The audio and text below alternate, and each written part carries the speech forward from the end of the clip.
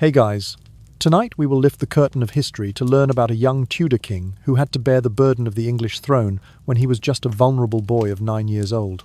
Imagine a child, having just escaped the embrace of his stepmother, being thrust into the center of a kingdom ablaze with terrifying religious upheaval, where the most powerful men of the monarchy constantly vied for influence over his mind and decisions. This is the story of King Edward VI, the king who was born in joy, but grew up in solitude and under the manipulation of others. The short reign of Edward VI is a historical drama filled with tragedy and contradiction. From the fact that his father, Henry VIII, had to fracture the faith of an entire nation just to sire him, to the bloody rebellions he had to face before reaching his majority. He was surrounded by ambitious uncles, witnessed the brutal execution of one of his own maternal uncles, and ultimately had to fight desperately against a debilitating illness and a succession crisis that could reverse the entire Protestant Reformation he wholeheartedly embraced. The disadvantage of a lonely king, easily manipulated yet possessing a strong desire to assert his royal authority, created a tragicomic reign that few fully comprehend. We will explore how this boy king became the main pawn in the war of power and faith, only to end in a sorrowful death, leaving behind a legacy as one of the biggest succession disputes in English history. So, before you get comfortable, take a moment to like the video and subscribe, but only if you genuinely enjoy what I do here. I am sitting in your location, at your local time, to share this story with you. Please comment and let me know where you are watching from and what time it is where you are. I always want to know how far our community stretches across the globe. Now, dim the lights. Maybe turn on a fan for that soft background hum, and let's ease into tonight's journey together. Edward VI, born into the trembling hush of an October night, was a Tudor king who would take the throne at only 9 years of age, a child king whose entire reign would rest not in his own small hands, but in the fists of powerful grown men circling him like shifting shadows. His story is brief, restless, filled with rebellions and religious storms, courtroom whispers and political fractures, and ending in a tragedy that seemed to creep toward him from the day he opened his eyes. Edward entered the world on the 12th of October, 1537, at Hampton Court Palace, a place his father had stuffed with magnificence, luxury, and the bright, uneasy pride of a king desperate for a legitimate son. His father, Henry VIII, was perhaps the most famously overwhelming monarch England had ever produced, too large in appetite, too large in ego, too large in fury. As time moved forward, Henry's determination sharpened into something edged and frightening, a kind of royal hunger that would grind through anyone who stood in his way. Over the span of his life, he married 6 women, and 2 of them, Anne Boleyn and Catherine Howard, would lose their heads beneath the sword. Edward's mother, Jane Seymour, was the 3rd wife, the quiet one, the gentle one, the woman who at last gave Henry what he had wanted for so long, a son. And yet she slipped out of the world just 12 days after bringing Edward into it. The baby prince would never know her face, except through the polished memories of others. Because of that, Edward became Henry's only legitimate son, the clean and proper heir around whom the king's ambitions could finally settle. But he did not grow up alone in blood. He had 2 older half-sisters. Mary, born to Catherine of Aragon, Henry's first wife, whom he divorced after many years of bitter struggle, and Elizabeth, daughter of Anne Boleyn, the brilliant, sharp-eyed second wife who died beneath the French sword on Tower Green. These sisters would not just drift through the background of his life. They would become threads woven deeply into the fabric of his story, shaping what came before and after his brief reign. Behind Edward's birth were the heavy, shifting clouds of religious transformation. Henry VIII had not only torn his marriage to Catherine apart, he had torn England itself away from the authority of the Pope. Through a series of parliamentary acts, Henry declared that he, not the Bishop of Rome, was the head of the Church of England. In those years, the ideas of Martin Luther were sweeping across Europe like a restless wind, giving rise to Protestantism and new visions of scripture, salvation, and authority. Henry never fully embraced Protestant doctrine. His heart remained half-fastened to the old ways, while his ambition pulled him steadily toward the new. But his break with Rome cracked open a door that could never be closed again, and Edward's childhood would unfold in the long echo of that seismic decision. Edward was born on the eve of the feast of St. Edward the Confessor, and so he was named after that Anglo-Saxon king, as though the past itself leaned forward to place a hand upon his tiny forehead. Henry, overcome with joy, ordered the finishing touches on a nursery at Hampton Court, completed just in time for Jane Seymour's labour. Later, murmured rumours suggested Edward had been born by caesarean section, but there is no trustworthy evidence for such a claim, only the sleepy blur of legend that gathers around royal births. Jane Seymour's death left the child surrounded by attendants and by the solemn planning of grown men. 3 days after his birth, he was carried to be christened, and in that candlelit ceremony, the threads of his life began to twist into place. Thomas Cranmer, Archbishop of Canterbury, served as his godfather. His 2 maternal uncles, Edward Seymour and Thomas Seymour, stood near, men whose ambition would one day tower over the boy king's tender life. Mary, at 21, and Elizabeth, only 4, were both present, Mary acting as godmother, her expression carrying the weight of years that had already hardened her heart. During that same ceremony, the tiny prince was declared Duke of Cornwall, a title traditionally belonging to the heir. And Edward Seymour, standing tall beside the infant, was elevated to Earl of Hertford, the first signal of how closely the fate of the Seymour family would cling to the reign of the boy they had just welcomed into the world. Edward's cradle was surrounded not by lullabies, but by politics, not by the warm drift of childhood, but by expectations that pressed against him like heavy velvet curtains.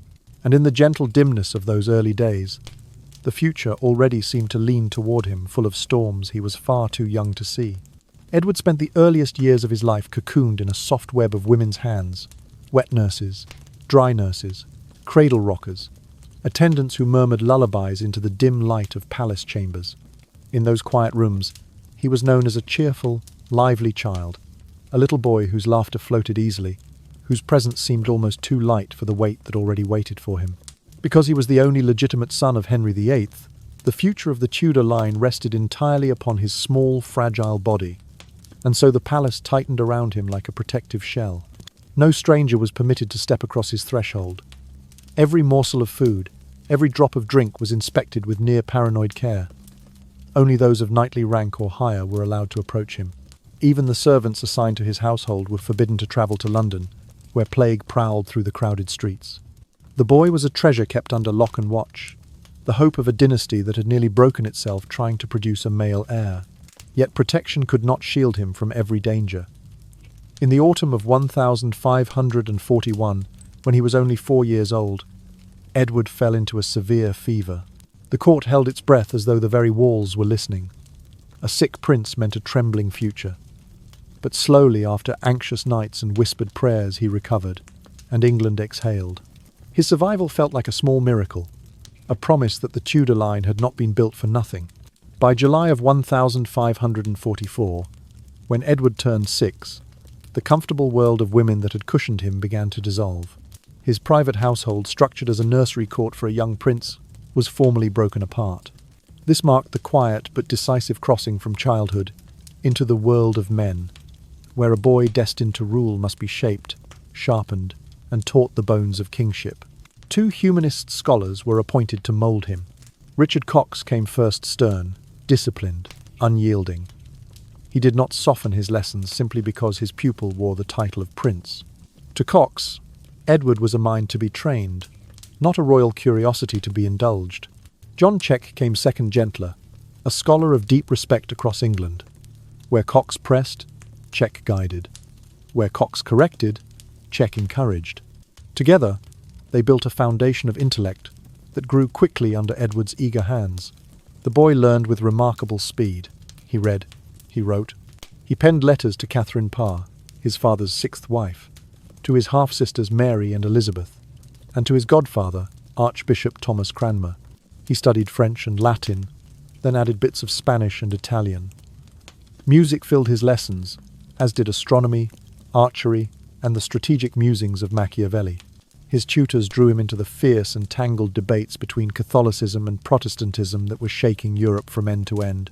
Both Cox and Check would eventually become firm Protestants, and their convictions almost certainly seeped into the boy who sat listening, blinking, absorbing every word. But even then, before the weight of a crown pressed upon him, Edward was still simply a prince growing up, adored and carefully shaped, happy to catch glimpses of his father, Henry VIII, and thrilled on the rare days when the king allowed him close enough to bask in the warmth of paternal pride. All of that soft shaping, that gentle ascent toward adulthood, shattered in January of 1547. Henry VIII died, and the boy, still only 9, was swept out of childhood and into monarchy. By the terms of Henry's will, Edward inherited the crown immediately, but as a child he could not rule. Adults would rule in his name. Suddenly, the boy who had been cradled and shielded found himself placed upon a throne whose height he could not yet comprehend. He was moved from Hertford to London and lodged within the Tower, a place that, despite its grim whispers, was traditionally the starting point for new kings. History had shown again and again that a child on the throne invited unrest. A young king meant uncertainty. It meant ambition rising in the shadows. It meant a kingdom stretching and straining beneath the weight of a monarch too small to carry it. And somewhere within those thick stone walls, perhaps Edward himself sensed it that the quiet years were over, and the world had begun to lean in around him, whether he was ready or not. 3 days after Henry VIII slipped into death, the executors of his will gathered in the pale, shivering light of January to decide who would guide the kingdom through the fragile years of a child's reign. With slow, inevitable gravity, they settled upon Edward's maternal uncle, Edward Seymour.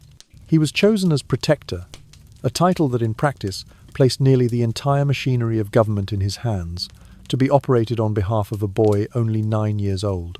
Seymour, who already bore the title Earl of Hertford, would be elevated swiftly to Duke of Somerset, his power rising like a tide that left little room for others to breathe. The choice was not met with universal approval. Whispers curled through court corridors like thin smoke, rumours of subtle bribery, of quiet promises exchanged in candlelit rooms. The most bitter of the murmurers was Somerset's own younger brother, Thomas Seymour, who could not bear to see power gather around anyone's shoulders but his own. Yet there was precedent for such a decision. When kings were too young to rule, their paternal uncles had often stepped into the role of protector. Henry VI had one. Edward V had one. But Edward VI had no surviving paternal uncles, and so the mantle naturally fell to a maternal one. In the subdued logic of the time, Somerset seemed a suitable choice. Edward's coronation followed a familiar but solemn ritual.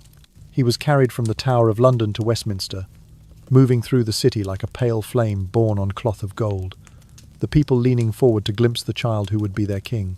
On the 20th of February, 1547, he was crowned. The crown so heavy for so small a head rested above eyes that had not yet seen a world without his father. And beneath that crown, Somerset tightened his grip upon the governance of England, leaving Edward to live as a student king sheltered within palace walls.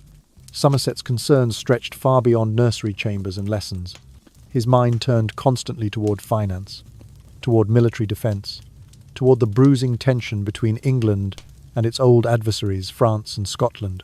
Before Henry VIII died, the late king had already crafted a plan intended to bind Scotland securely to England. A marriage between young Edward and the infant daughter of King James V, Mary, the child who would one day be known as Mary, Queen of Scots. The plan, called the rough wooing, was less courtship than coercion. Its aim was to force Scotland toward alliance, to push Protestant reforms into the Scottish Church, and to keep France from using the Northern Kingdom as a launching point for attacks on England. But the plan unravelled almost immediately. Mary did not marry Edward. Instead, the old alliance between France and Scotland, the old alliance, rose again, strengthened by shared fear and shared enemies. King Francis I of France died soon after Edward's accession, and his son, Henry II, took the throne with a sharp memory of how Henry VIII had treated France. Henry II wasted no time preparing to challenge England once more. Somerset, sensing danger and perhaps wanting to prove his worth, marched north himself. In September of 1547, he won a gleaming victory at the Battle of Pinkie, where English forces overwhelmed the Scots in a brutal display of might. Yet even a triumph as bright as Pinkie cast a long, uncertain shadow. The Scottish resistance did not collapse. Instead, Scotland clung more tightly to France. By early 1548, Scottish and French advisers had met and agreed upon a marriage for Mary not with Edward, but with the French Dauphin, the son of Henry II. In a swift and carefully guarded move, Mary was taken out of Scotland entirely and delivered safely to France. With her departure, every hope of uniting the two crowns through marriage dissolved. England planned another offensive, but the country itself had begun to tremble from within. Fires of unrest were crackling beneath the surface: economic tensions, religious anxieties, political rivalries. The Protector's attentions would soon be pulled away from Scotland and back toward the troubles rising at home, and Edward, still so slight beneath his crown, continued to drift forward through these great movements, a quiet figure surrounded by storms he had no power to calm. While Somerset pressed his campaigns in Scotland and attempted to steady the kingdom from afar, his younger brother Thomas Seymour, the remaining uncle of young Edward, began weaving ambitions of his own. Thomas was not satisfied with the modest authority he had been granted, nor with the share of influence that filtered down to him as Somerset gathered more and more power for himself. He wanted something closer to the heart of the monarchy. He wanted the role of governor to the king. He wanted personal access. He wanted Edward's ear. As gentleman of the Privy Chamber, Thomas held a position that allowed him to slip into the rooms surrounding the king's private quarters, those dim, guarded spaces where influence could be traded in whispers. Through that access, he began quietly bribing and coaxing Edward's servants, persuading them to deliver his messages to the boy king, to open small doors of influence through which he hoped to enter. His ambitions reached even further. Thomas had secretly married Catherine Parr, the sixth and final wife of Henry VIII, soon after the king's death. To legitimize this marriage in the eyes of the court, he sought Edward's formal blessing, presenting it as a polite request, despite the fact that the ceremony had already taken place. To the young king, Thomas played the role of the generous uncle, pressing coins into his hands for spending money and offering small indulgences meant to spark affection. But beneath that soft glow lay darker shadows. Thomas Seymour was accused of inappropriate behaviour toward Princess Elizabeth, who was around 15 years old in 1548. Reports whispered of early morning visits, rough play that crossed lines, and conduct that unsettled those who attended her. Combined with his ongoing attempts to undermine Somerset's authority, his loose talk of how easy it might be to kidnap Edward, and his relentless hunger for greater power, Thomas gradually transformed from a restless uncle into a palpable threat. By 1549, Parliament had moved against him. He was arrested, charged with treason, and condemned. His execution by beheading became one of the first sharp political shocks of Edward's life. A grim lesson that the adults around him were willing to spill any amount of blood to guard their positions. It would not be the last such lesson. Meanwhile, in the quiet but forceful world of religious reform, Archbishop Thomas Cranmer, Edward's godfather, was entering his most active years. A devoted reformer, Cranmer had long harboured Protestant sympathies, though he had been constrained under Henry VIII, who had broken from Rome not out of theological conviction, but from personal and political necessity. Henry's inconsistent stance meant that Cranmer's earlier reforms had to be subtle, cautious, folded into the edges of royal policy. But Edward's accession changed everything. Under a king shaped by Protestant tutors and surrounded by reform-minded counsellors, Cranmer found room to stretch out the full length of his convictions. In 1547, circumstances across Europe shifted sharply. Emperor Charles V crushed the Lutheran Schmalkaldic League at the Battle of Muhlberg, and the resulting Augsburg Interim effectively outlawed Lutheran practice within the empire. Waves of displaced Protestants fled the continent in search of safe harbour. Cranmer opened England's doors to them. They were organised into stranger churches, separate congregations divided by language and nationality, German, French, Italian, and others. Their presence poured fresh fuel into England's religious transformation. That same year, a sweeping set of directives known as the Edwardian Injunctions reshaped worship across the realm. Candles were extinguished, images were removed, kneeling, kissing relics, and ritual processions were prohibited. Holy water and blessed bread disappeared. Stained glass windows, centuries-old works of devotion were smashed or scraped away. In Parliament, the Act of 6 Articles, once the stronghold of traditional Catholic doctrine, was formally repealed. Another blow fell through the Chantries Act, dissolving the old prayer foundations meant to intercede for the souls of the dead. The Sacrament Act granted the laity both bread and wine during communion. A profound break from Catholic practice and clerical celibacy was abandoned, allowing priests to marry. All these changes flowed toward a single, monumental creation, the Book of Common Prayer. compiled under Cranmer's direction, approved by Parliament in 1548, and enforced through the Act of Uniformity in 1549, the book replaced Latin with English, required simple vestments, stripped away long familiar rituals, and introduced a plainer, leaner form of worship. For many traditional believers, it felt like a hollowing out of the sacred. For Protestant radicals, it still felt too mild, too cautious, too close to the old ways. But for Cranmer, moving carefully beneath the watchful eyes of both allies and enemies, it marked a decisive step toward reshaping the soul of English Christianity.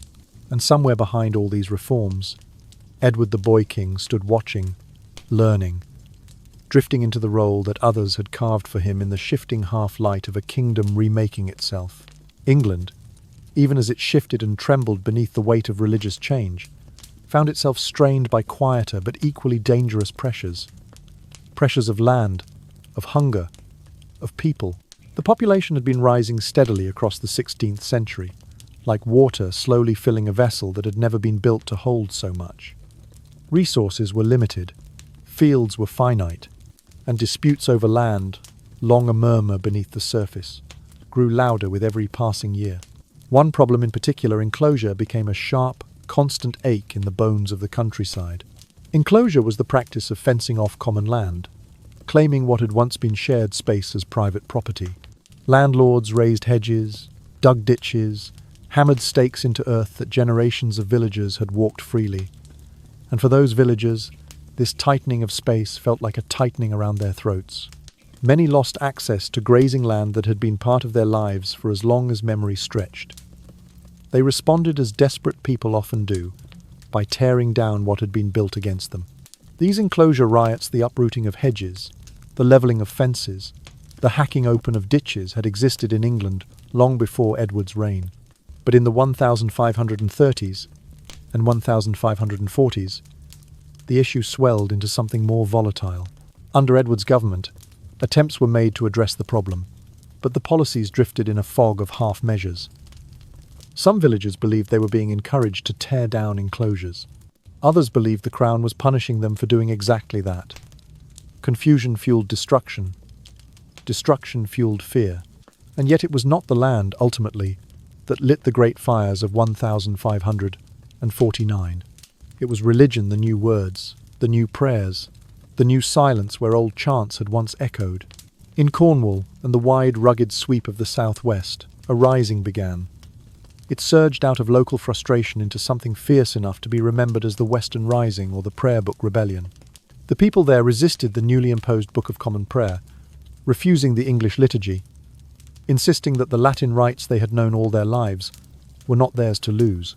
The movement spilled eastward into Oxfordshire and Buckinghamshire, gathering momentum until it pressed against the stability of the kingdom. By August, the rebellion was crushed. Many were killed. Leaders were executed. Though economic grievances existed, most historians agree that at its core, the rebellion was a plea anguished and unyielding for religious continuity in a world changing too fast. But the Southwest was not alone. In July of the same year, far to the east, another fire ignited. This was Kett's Rebellion, named for Robert Kett, a tanner from Norfolk who became the unexpected torchbearer of local outrage.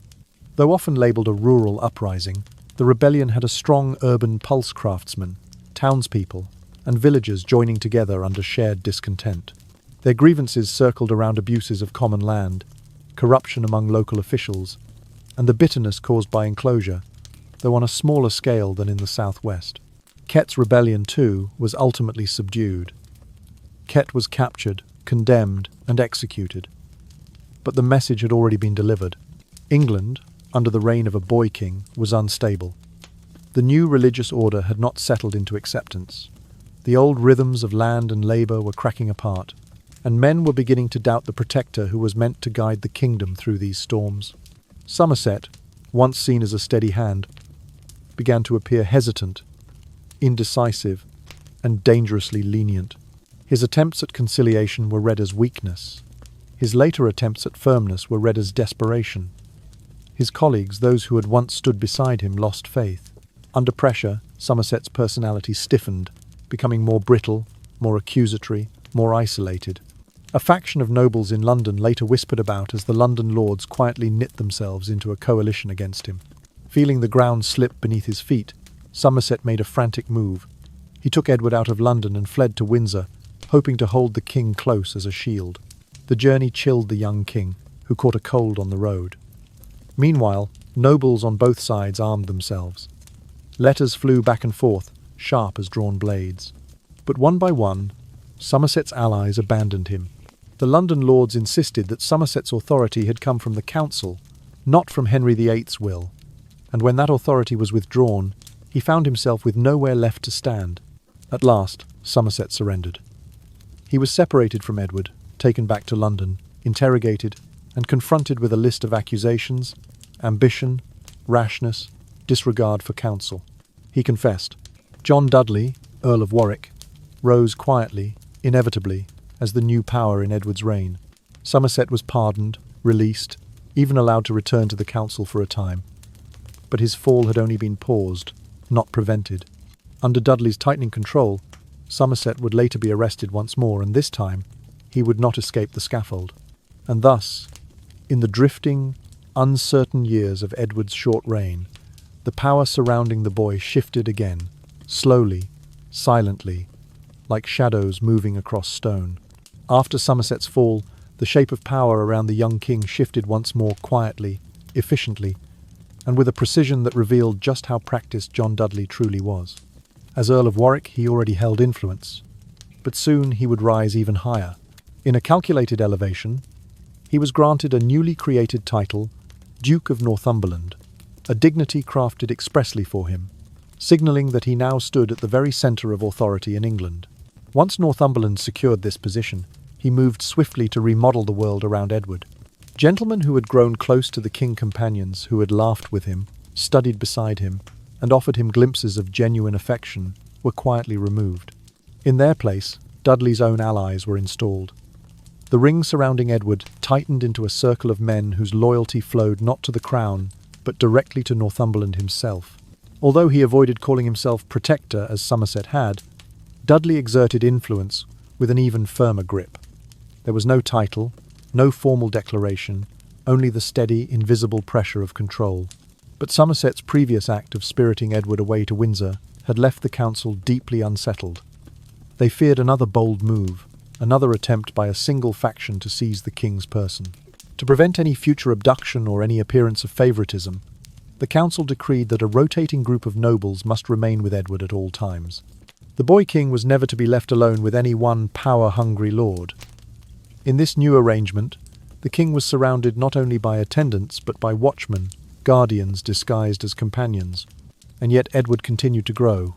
As he approached his mid-teens, his mind sharpened, his curiosity widened, his frustration deepened. He could sense the edges of the cage built around him. Though treated with the deference due his rank, he was still a king in name more than in action. A monarch who attended councils but could not shape their outcomes, who signed documents but did not choose them, who wore a crown but was not allowed to wield it. Slowly, he began to resent this shadow sovereignty. He wished to enter the true machinery of rule, to make decisions, not merely observe them. This placed Dudley in a delicate and dangerous position. He needed Edward compliant, yet not alienated. He needed him respectful, yet not empowered. He needed him trained for kingship, yet prevented from taking it too soon. It was a balancing act performed on a blade's edge. Edward was permitted to attend council meetings, especially those dealing with heavy matters of state. He sat, listened, absorbed, but his presence was ornamental. Decisions were forged elsewhere, by men older and far more determined to maintain their grip on England's fate. Dudley remained the true guiding force, even if he wrapped his authority in soft, diplomatic tones. Still, Dudley's authority never rested on a stable foundation. Unlike Somerset, who had briefly enjoyed broad support, Northumberland ruled during a time of growing instability. Bad harvests strained the food supply. Disease crept through towns and villages. Financial troubles gnawed at the edges of government. Religious divisions deepened as the reforms continued, and the threat of rebellion never far away hung over the kingdom like a restless ghost. Each of these pressures made Dudley's position more precarious, more fraught with danger. Then, As if the air were not already heavy with tension, rumours began to swirl. Somerset, once pardoned, once returned to the council, was allegedly involved in a new plot against Dudley. The whispers grew louder, turning into accusations, and soon into arrests. Somerset was seized, tried, condemned, and this time there was no reprieve. He was executed another life, taken in the dangerous dance of Tudor politics. With Somerset's death, Dudley stood unchallenged, yet the stability he sought never came. Factions continued to shift beneath the surface like dark currents under a frozen lake. Every decision he made, every policy he pushed forward, was shadowed by fear. Fear of revolt, fear of economic collapse, fear that the young king might suddenly step forward and claim a power Dudley was not prepared to relinquish. For Edward, still so young, still so earnest, these years were a slow awakening to the world he had inherited. A world where faith was contested, where men schemed behind polished smiles, where loyalty could flip in an instant, and where the crown he wore was at once a promise and a burden. In the vortex of this political storm, the boy king drifted deeper into the centre, still learning, still yearning, and still unaware of how soon the winds would shift again. In the midst of political turbulence, shifting alliances, and the quiet, calculated manoeuvres of powerful men, one direction in England remained unmistakably clear. Under Edward VI, religion continued moving rapidly and firmly toward Protestantism.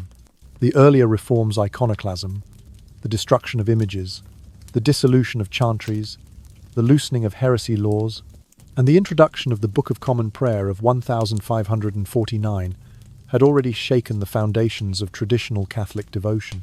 But that first prayer book, though revolutionary, pleased almost no one. Ordinary people felt the changes went too far, stripping away rituals they had known all their lives. Radical Protestants, on the other hand, argued that the book did not go far enough, calling it diluted, hesitant, still too scented with the old religion. And so, in 1552, a second prayer book was issued, leaner in ritual, plainer in wording, and unmistakably Protestant in tone. It removed what remained of sacramental language, forbade kneeling at communion except with clarification, and pushed England a step further away from Rome. Yet within Protestantism itself, unity was a distant dream. The stranger churches, communities of foreign Protestants Cranmer had welcomed into England, brought with them a kaleidoscope of theological accents. German Lutherans, French Calvinists, Italian Reformers, each group carried its own doctrines, its own habits, its own insistence on what constituted true reform. They debated fiercely among themselves and with English clergy, creating tensions that grew sharper as reforms advanced. Archbishop Thomas Cranmer, ever the cautious architect of England's religious identity, hoped desperately to pull these scattered voices into harmony. His vision stretched towards something ambitious, a unified body of Protestant belief, capable of rivaling the authority and coherence of the Catholic Church, which was at that very moment gathering at the Council of Trent to define its counterattack against the Reformation sweeping through Europe.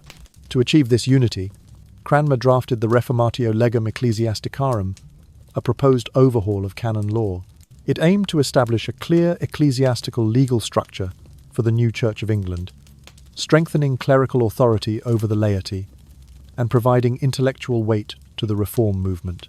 But John Dudley, Duke of Northumberland, blocked it in the House of Lords. Perhaps he feared the clergy gaining too much independent power. Perhaps he simply distrusted Cranmer's grand designs. Whatever his motives, the bill died quietly, leaving Cranmer's dream of a cohesive Protestant legal system unfinished. Even so, Cranmer accomplished something lasting: two pillars that would define Edward's religious legacy. The first was the Second Book of Common Prayer of 1552, the clearest Protestant expression England had yet seen. The second was the 42 Articles, issued in 1553. These articles served as a distilled statement of the new English faith. They declared that people are justified by faith alone, not by works or sacraments, that the doctrine of transubstantiation was false, that the Mass was not a sacrifice offered by priests, and that papistry, the system of Roman authority, was to be rejected entirely.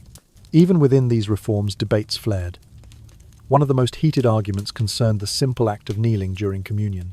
Some feared that kneeling implied adoration of the Eucharistic bread, a remnant of Catholic theology.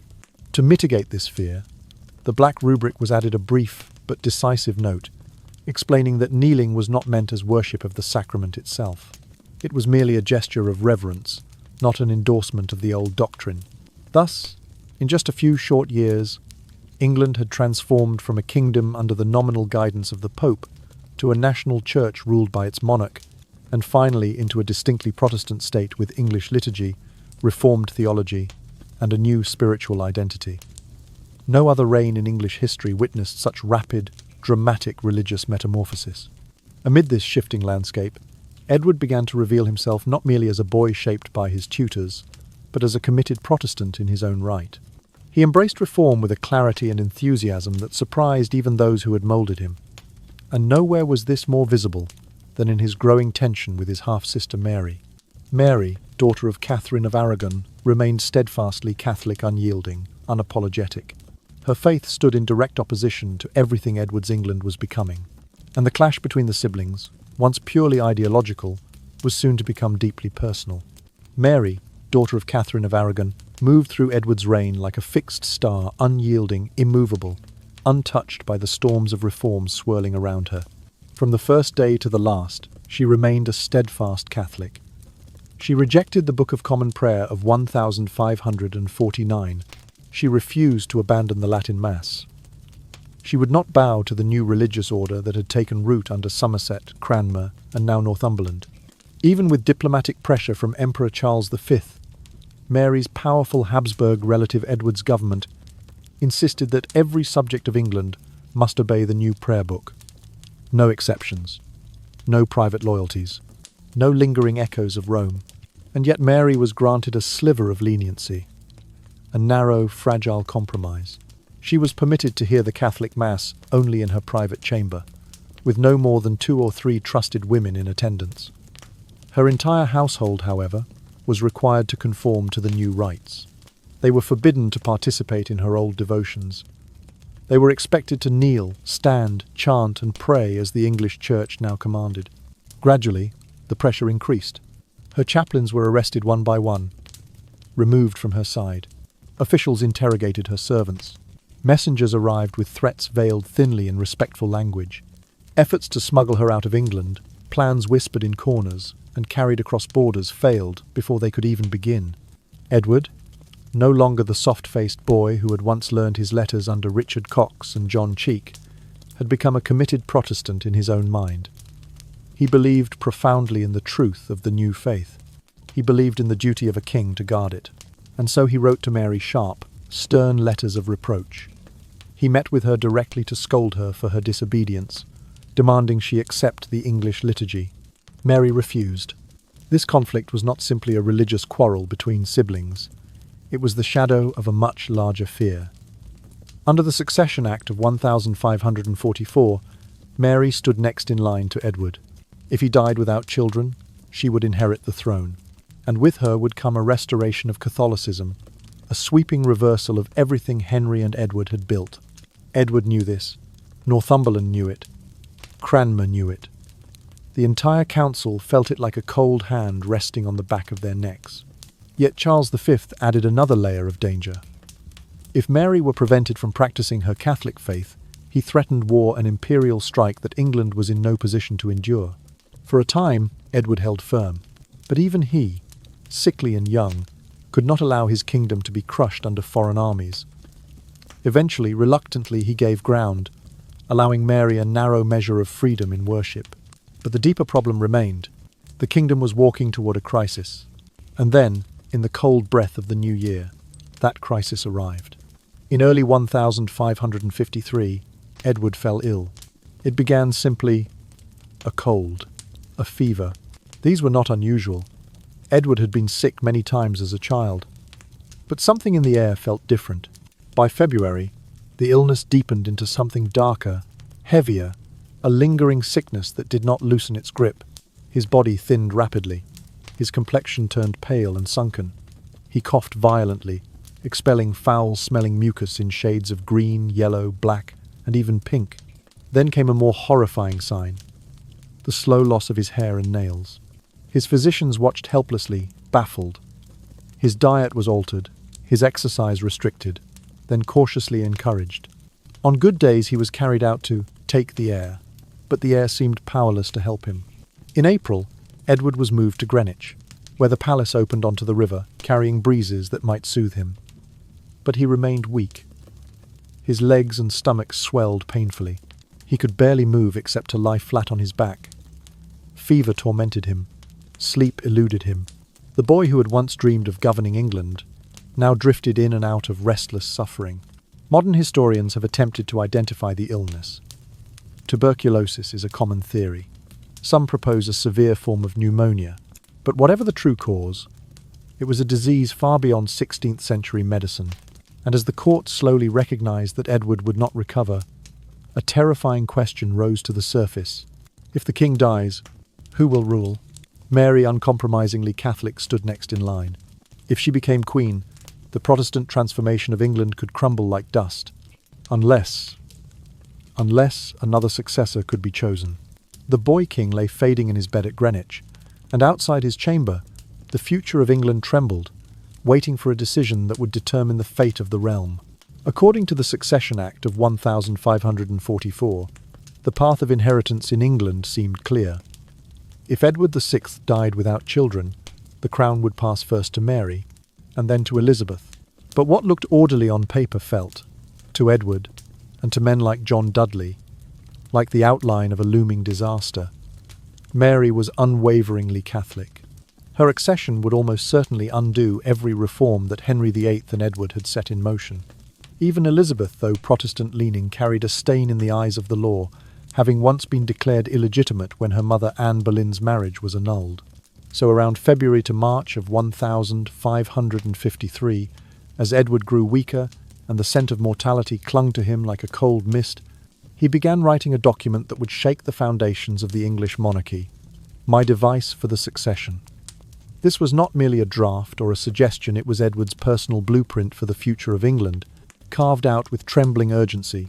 In this astonishing text, Edward removed both Mary and Elizabeth from the line of succession. In their place, he looked toward the descendants of his Aunt Mary Tudor, Henry VIII's younger sister, once Queen of France and later wife to Charles Brandon, Duke of Suffolk. She had died in 1533, leaving no surviving sons, but she had 3 daughters through her marriage with Brandon. Frances Brandon, the eldest, 35 years old at the time. Lady Jane Grey, Frances's eldest daughter, 15 years old. Lady Catherine Grey, age 12. Lady Mary Grey, age 8. Frances herself had no sons, and neither did her daughters. Still, Edward's first version of the device tried to preserve male preference. The crown would pass to the heirs male of Frances Grey. If none existed, it would pass to the heirs male of her daughters. The problem was simple and unignorable. There were no male heirs anywhere in that branch. As Edward's health declined more sharply, the document was quietly but drastically revised. A single line, the smallest surgical cut, changed everything. The phrase, "to the Lady Jane's heirs male," was altered to the Lady Jane and her heirs male. With that one adjustment, the door opened for Lady Jane Grey herself, just 15, pale, brilliant, bookish, and devoutly Protestant, to become queen in her own right, before any sons she might one day have. This placed Jane directly ahead of both Mary and Elizabeth, erasing 2 princesses from the crown's future and replacing them with a teenage girl who had not sought power but had been born into its path nonetheless. At court, whispers began to coil and tighten. Many believed that John Dudley, the newly created Duke of Northumberland, was the true architect behind Edward's plan. After all, Dudley's young son, Guildford Dudley, had married Jane Grey. If Jane became queen, the Dudley family would stand at the very heart of the kingdom. They would guide her, surround her, perhaps even rule through her. Yet modern historians suggest something far more complex. Edward, even at 15, was not merely a puppet. He was earnest, devout, and increasingly severe in his Protestant convictions. He feared Mary's Catholicism. He believed Elizabeth's legitimacy had been compromised, and he may well have insisted on the succession plan himself, driven by a desperate desire to preserve the religious England he had helped create. By June of 1553, Dudley was forcing the machinery of government into alignment. Councillors signed the device, often unwillingly, sometimes trembling as Dudley's tempers flared. Those who hesitated faced threats. Those who resisted were worn down. In exchange for loyalty, Dudley granted lands, reinforced fortresses, organized troops, and even negotiated with France, all to ensure that when Edward died, the new order would hold. Meanwhile, the kingdom buzzed with rumours, unsettling hums, spreading through markets, inns, and shadowed corridors. The king is dead. The whispers grew too persistent, too sharp. And so Edward, emaciated and ghost-pale, was carried to a window of Greenwich Palace. Leaning on the sill, trembling, he let the people see him alive, though fading like a candle guttering in its final inches. It was his last public appearance. Even then, the sight of him thin, hollow-eyed, breath-shallow told the truth more clearly than any proclamation could. The king was dying, the clock was running out, and the fragile future of England hung in the stillness around his failing heartbeat. On the evening of the 6th of July, 1553, as daylight faded over the river and the air in Greenwich Palace grew heavy and still, Edward VI, only 15 years old, breathed for the last time. He died quietly in his bedchamber, attended by only a small circle of courtiers. His final words, fragile as a whisper, were recorded as, "I am faint. Lord, have mercy upon me, and take my spirit." Ho! A king's death usually echoed loudly across England, but not this one. Edward's passing was veiled in secrecy, held tightly for several days under orders from John Dudley, Duke of Northumberland. The silence was deliberate. Calculated time was needed to set the final pieces of the succession plan into place, to make Lady Jane Grey Queen according to Edward's device. Every hour mattered. Every whisper mattered. Every delay carried danger. At last, on the 10th of July in London, Lady Jane Grey was proclaimed Queen. Only 15 years old, slight and scholarly, she accepted the crown with visible reluctance. But Dudley had already imagined the new order. A Protestant girl on the throne, guided by his hand, preserving the reformed faith Edward had fought to protect. Yet Dudley made one fatal miscalculation, one that unravelled everything. He failed to secure Mary. Mary, daughter of Catherine of Aragon, rightful heir under the law of Henry VIII, slipped from the council's grasp the moment she learned that Edward had died and Jane had been proclaimed. Riding hard into the countryside, she found what Dudley had overlooked. England outside London was overwhelmingly hers. Catholic loyalists rallied to her. Nobles pledged their support. Common people flocked to her side. Even Protestants who disliked her religion still recognized her legal right to rule. Within days, proclamations echoed across towns and villages. Mary is queen. Dudley marched out with troops to capture her, but Mary had already grown too strong. Messages reached London. Mary had an army. Mary had legitimacy. Mary had the people. And while Dudley was away, the council in London trembled. Fear crept through their meeting rooms. One by one, they abandoned the cause of Jane Grey. By the time Dudley returned, exhausted and unsuccessful, he found the council had turned against him. On the 19th of July, Mary was proclaimed the lawful queen in London. Bells rang. Crowds gathered. The Tudor succession snapped back into its original path with stunning force. Dudley was arrested immediately. Charged with treason, he faced the scaffold. In a final, desperate gesture, he renounced Protestantism and returned to Catholicism, hoping for mercy. None came. He was executed in August 1553. Jane Grey, who had reigned only 9 days, was imprisoned in the Tower of London with her young husband, Guildford Dudley. At first, Mary seemed inclined to spare her, but rebellion and politics hardened Mary's resolve. In February 1554, Jane and Guildford were executed. Jane became, in death, a tragic emblem of how religious conflicts and political schemes had entangled the life of a quiet, intelligent girl who never sought a crown. Meanwhile, Edward himself lingered in an uneasy limbo. Because of the turmoil surrounding the succession, his burial was delayed. Almost a month passed before arrangements were settled. In August 1553, his body was finally carried to Westminster Abbey, where he was interred in a white marble vault beneath the altar of the Lady Chapel built by his grandfather, Henry VII. In time, the vault was forgotten, lost to memory until it was rediscovered in 1685. Even now, Edward lies close to Henry VII and Elizabeth of York. A modest stone before the altar bears the simple inscription honouring King Edward VI. A small marker for a short reign, a quiet memorial for a turbulent moment in England's story. Edward's kingship lasted only 6 years, yet within those years, England transformed from Catholic kingdom to Protestant state, from Latin ritual to English prayer, from ancient tradition to uncertain reform. His reign opened a fierce new chapter, then closed abruptly, like a candle snuffed in a draught.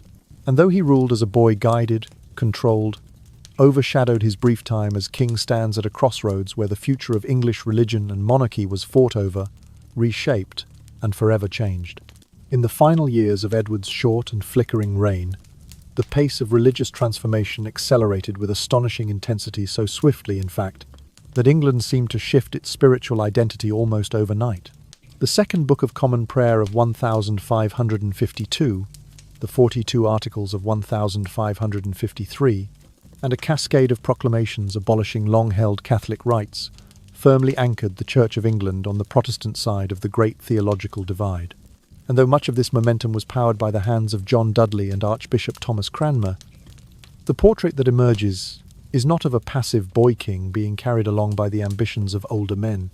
Instead, Edward, only 14, then 15, began to reveal surprising clarity in his own governing identity. He grew into the role of a young monarch who saw himself as a guardian of reform, a king entrusted with the mission of purifying the remnants of popery, a phrase that appears in several contemporary writings. He read theology with sharp attention. He attended council meetings, listening to debates that would exhaust men twice his age. He followed news from Europe, the Council of Trent, imperial edicts, Lutheran conflicts, the shifting alliances that shaped the religious fate of the continent. Some observers of the time remarked with surprise that Edward spoke about doctrine justification, sacrament, scripture interpretation, with a confidence and precision unusual for someone so young. His tutors had shaped him deeply, especially Cranmer, but there was a sense that Edward was no longer merely absorbing ideas. He was beginning to wield them. And yet, behind this emerging sense of purpose, the court was far from unified. The Protestant camp was fractured. The stranger churches, the German, French, Italian refugee congregations Cranmer had invited into England brought with them varying interpretations of Scripture. Their own religious disputes often spilled outward, destabilizing the fragile harmony Cranmer attempted to cultivate.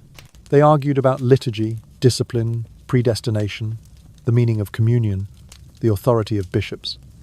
They argued loudest about the future of the Church of England itself. Cranmer tried to reconcile these disputing voices, dreaming of a united Protestant front capable of standing firmly against the Catholic resurgence guided by the Council of Trent.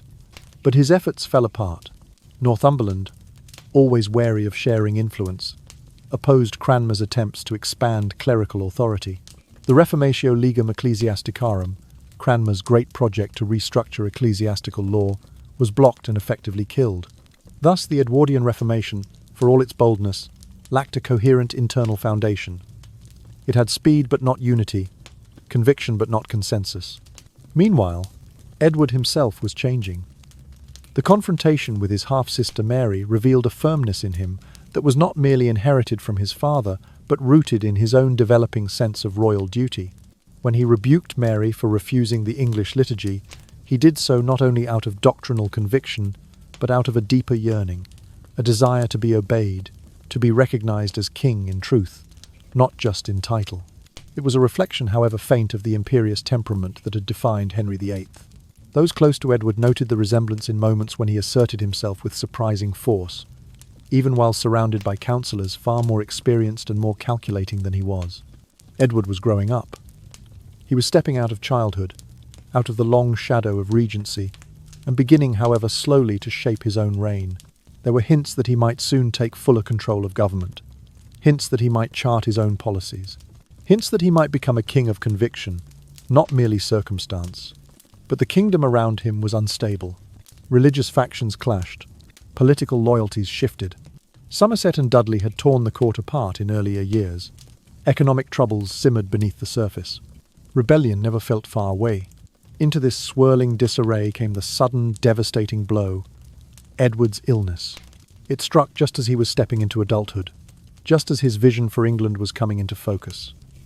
The sickness stole his strength, then his voice, then his future. His reign, which had begun in the hands of others, was ending just as he had begun to reach for it. And with his decline, everything he had worked for, everything Cranmer had built, everything Dudley had risked, fell into uncertainty. His disease did not simply destroy a life. It unstitched plans, toppled political structures, and reopened the question that haunted England. Would the realm remain Protestant, or would it return to Catholicism under Mary? Edward died at the centre of this storm, leaving behind a kingdom divided, a church incomplete, and a succession crisis that would become one of the century's greatest turning points. When Edward's illness deepened in February of 1553, the entire court seemed to fall into a breathless, trembling suspense. The description in the original account paints a picture almost too stark to bear. A boy, king reduced to bones, coughing up fluids of green, yellow, black, and pink, hair loosening from his scalp, nails lifting from his fingers, his limbs ballooning with swelling, his body sinking further each day into exhaustion. The physicians of the age, armed with little more than adjusted diets, sunlight, and attempts to temper fever, could do nothing. They watched helplessly as the young king slipped toward an end they could not slow. Yet even as his body withered, Edward's mind clung stubbornly to the matters he believed were greater than himself. He followed reports about the direction of the church. He listened to updates on foreign affairs. He pressed for clarity on the succession. It was as if his spirit refused to surrender the long view, even while his lungs struggled for each breath. But illness changed more than Edward's body. It ignited a political storm. Everyone at court understood that the king would not survive. And if he died, Mary, the Catholic daughter of Catherine of Aragon, stood as the rightful heir under the Succession Act of 1544. The return of Catholicism would be swift. Everything achieved since the break with Rome, the liturgy in English, the new theology, the iconoclasm, the authority of the monarch over the church, might collapse overnight. Elizabeth, though Protestant-leaning, was still considered legally tainted. The annulment of Anne Boleyn's marriage branded her as illegitimate. Many councillors did not trust that foreign powers would accept her without dispute. And so, in the eyes of Edward's council, only one path remained. Pass the crown through the Suffolk line, through Frances Brandon and her daughter, Lady Jane Grey. While Edward's physical strength drained away, the councillors clashed, negotiated, schemed. Every day his fever rose, their urgency sharpened. The device for the succession became not just a document, but a battleground, each word, each clause, each erased syllable, carrying the weight of England's future. The original text describes a haunting scene. Edward, skeletal and shivering, still reading, adjusting, correcting the device. Even when councillors hesitated, fearful of overturning Henry VIII's laws, Edward grew angry. His temper, pale but unmistakable, echoed the iron will of his father. He demanded obedience. He demanded action. He wanted his voice, frail as it was, to shape the fate of the kingdom. In those final meetings, he was no longer just a dying boy. He was a Tudor king, insisting on being heard. Beyond England, Europe watched. Emperor Charles V, Mary's powerful Catholic cousin, sent pressure like a tightening vice. He demanded Mary be permitted to practice Catholic Mass freely, warning that her mistreatment would rouse imperial retaliation. France, meanwhile, observed with equal intensity, calculating how England's instability might shift continental power balances. All of this unfolded while Edward could barely sit upright. By June of 1553, rumours of his death seeped through London like mist, fearful whispers passing from market to tavern to court. People gathered outside Greenwich Palace, anxious, suspicious. The council, terrified of premature panic, urged Edward to show himself, and so he did. They brought him to a window thin as a shadow, gripping the frame, breathing with effort. He let the crowd see his face, his hollowed cheeks, his failing strength. He needed no proclamation. Every trembling movement spoke for him. Those gathered below understood at once. Their king was still alive, but only barely. His life clung to him like a candle, flame flickering in wind. The original text describes this moment as Edward's last act of control, a final, fragile assertion that he was still present, still sovereign, even as his body dissolved beneath him. It was a tragic symmetry.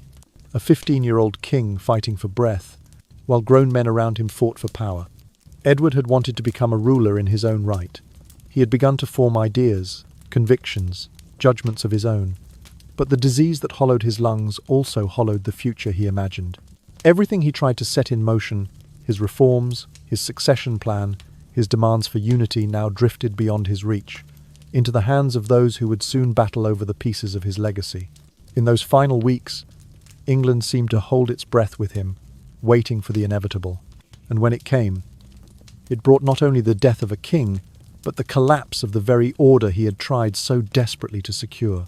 The moment Edward breathed his last on the evening of the 6th of July, 1553, the Tudor court entered a peculiar stillness, like a room where every window had been shut at once. Everything froze. Everyone held their breath. The king was dead, but no one outside the palace walls was allowed to know.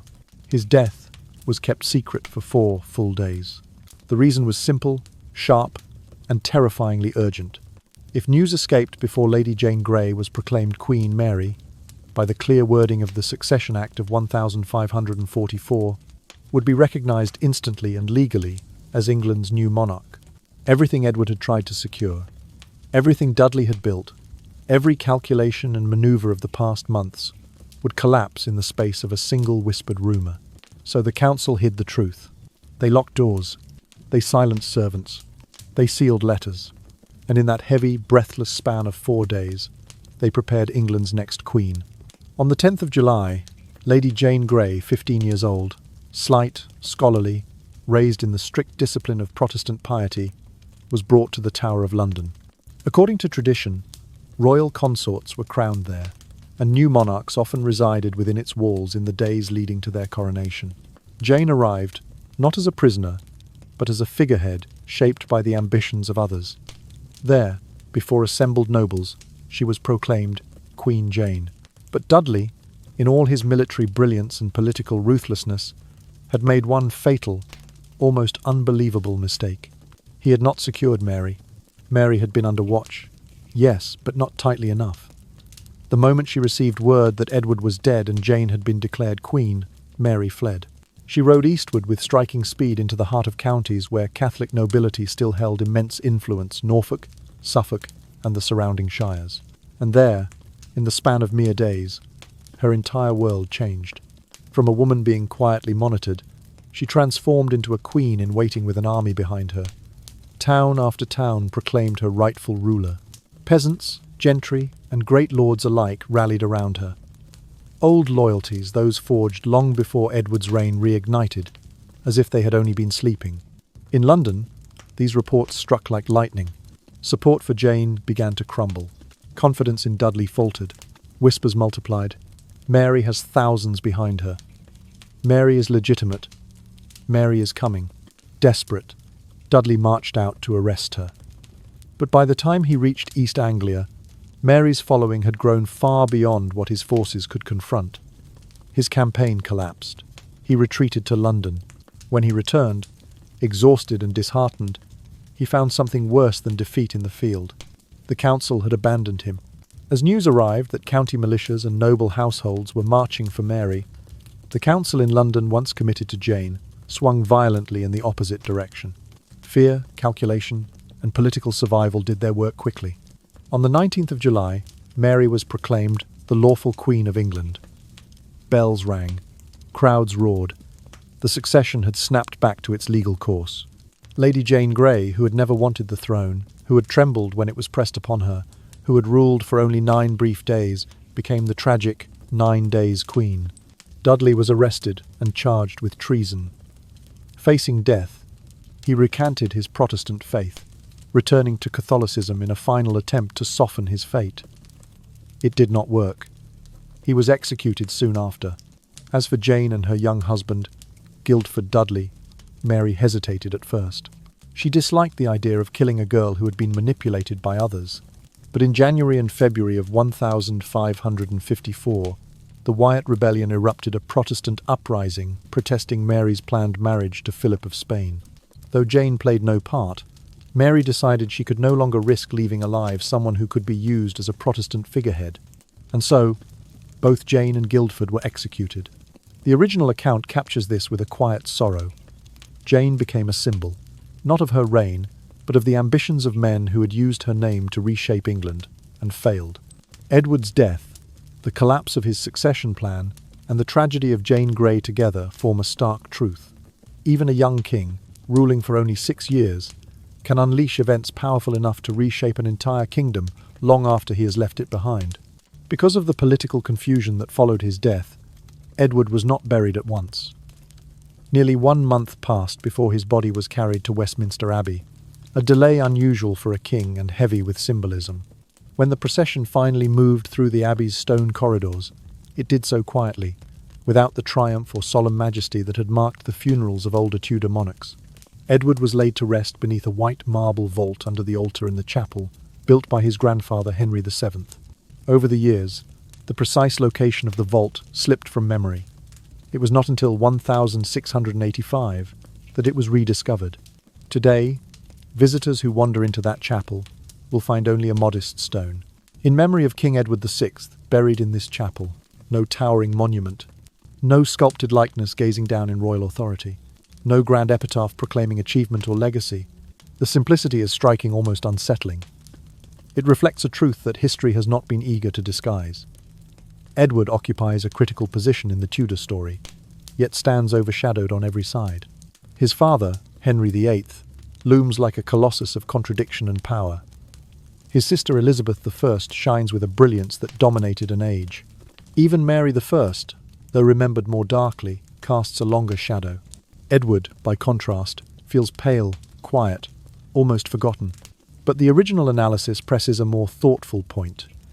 His reign may have been short and largely guided by others, yet it happened at a crossroads where England's future was being carved with unusual sharpness. In his 6 years on the throne, he did not command armies or conquer territories. He did not preside over golden ages or sweeping diplomatic victories. What occurred under his name, however, especially in religion, pushed England so far along the path of Protestantism that even Mary's determined attempt to restore Catholicism could not drag the nation back to where it had once been. Under Edward, the English Church shed its final layers of medieval ritual, adopted a new liturgy, defined new doctrines, and moved toward an identity distinct from both Rome and the Continental Reformation. These changes happened quickly, sometimes chaotically, but they set foundations that Elizabeth I later refined into the lasting shape of Anglicanism. Without Edward's reforms, uneven and abrupt as they were, the religious settlement of Elizabeth's time could never have taken the form it did. Even the brief, ill-fated reign of Jane Grey emerged directly from Edward's determination to protect that Protestant future. Her tragedy, far from being a distant side story, flows directly from Edward's last months, his fears of a Catholic succession, and his attempt to rewrite the line of inheritance. Her 9-day queenship is, in a sense, part of his story, one more thread in the fabric of consequences woven by a dying boy determined to secure what he believed was England's spiritual destiny. Seen from this angle, his delayed funeral and unadorned resting place feel like metaphors. They echo a reign without grandeur, without spectacle, without the time needed to create a powerful royal image. There were no personal triumphs to carve into stone, no victories to immortalize. His life was too short, his authority too fragile, his illness too abrupt. And yet, the absence of a grand monument does not diminish the historical weight he carried. Edward was not merely a child king. He was a bridge standing between two worlds, between an older England shaped by Catholic tradition and a new England searching for Protestant identity, between the raw, forceful stability of Henry VIII and the turbulent, reactionary tide of Mary I, between the innocence of youth and the immense burden of a crown placed too early upon his head. A transitional figure, yes, but transitions are often where history bends most sharply. In that quiet marble vault beneath the altar, in that simple stone with its sparse inscription, lies not just a forgotten king, but a hinge of English history. A boy who did not live long enough to rule as he wished, but whose brief reign nonetheless altered the direction of a kingdom for centuries. Edward's reign, when viewed with a slow and steady breath, feels less like a chapter and more like a sigh, a long, fragile pause between two towering storms. It is a tragedy not because it was filled with violence or ruin, but because of what never had the chance to happen. He was born a king, shaped from his first breath to carry a crown, yet he never truly wielded it. Every decree issued in his name, every law sealed with his signature, every shift in faith that shook the kingdom, none were the result of a boy's independent judgment. They belonged to the adults who circled him. Edward Seymour, John Dudley, Thomas Cranmer. They guided him, used him, protected him, and at times betrayed one another under his silent gaze. To understand Edward is to understand the power struggles of these men, because they were the ones who truly ruled during the years his body and mind were still forming. And yet, the boy himself was not an empty vessel. The resemblance between Edward and his father, Henry VIII, appears again and again in the surviving descriptions. Even with his thin shoulders and adolescent frame, Edward showed flashes of something sharper, an insistence on obedience, a desire to be listened to, a confidence that felt older than his years. As he grew into his early teens, these traits hardened. He began to assert himself with the council. He demanded that his sister Mary conform not just as a subject, but as someone who owed him loyalty. He insisted that the religious path he believed in must be guarded, even after his death. These small moments make the tragedy heavier. They show a king beginning to emerge, a spine forming, a will awakening, right as his body began to fail him. The cruel symmetry is impossible to ignore. The older he became, the more king-like he acted, and the closer death crept. By the time he reached 15 years of age, already thin as parchment and wheezing through damaged lungs, he had shaped a vision of succession that he believed would protect England from returning to Catholicism. He placed that hope in Lady Jane Grey, a girl of 15, chosen as heir in a document he adjusted, and reaffirmed even as illness drained the colour from his face. And yet, all of it, his plans, his signatures, his urgency collapsed 13 days after he died. His will for the future evaporated almost instantly, swallowed by politics, fear, and the undeniable legality of Mary's claim. Thus the story of England after Edward is written not by him, but by his sisters.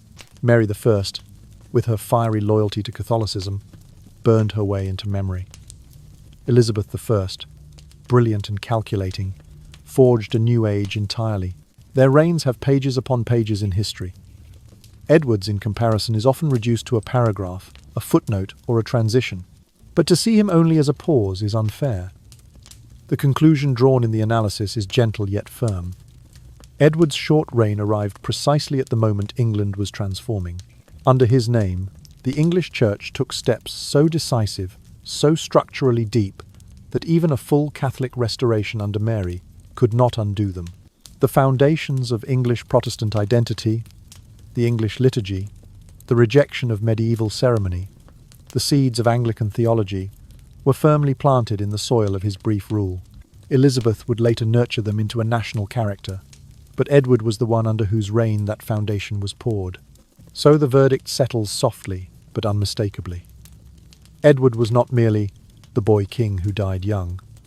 He was a hinge, small, often overlooked, yet essential, upon which the heavy door of history turned. His presence was short, his power fragile, his death premature. And yet, from his dimly lit reign came changes that would echo through centuries. His tragedy lies not in failure, but in brevity. His legacy lies not in monuments, but in the quiet, irreversible shift of a kingdom's soul.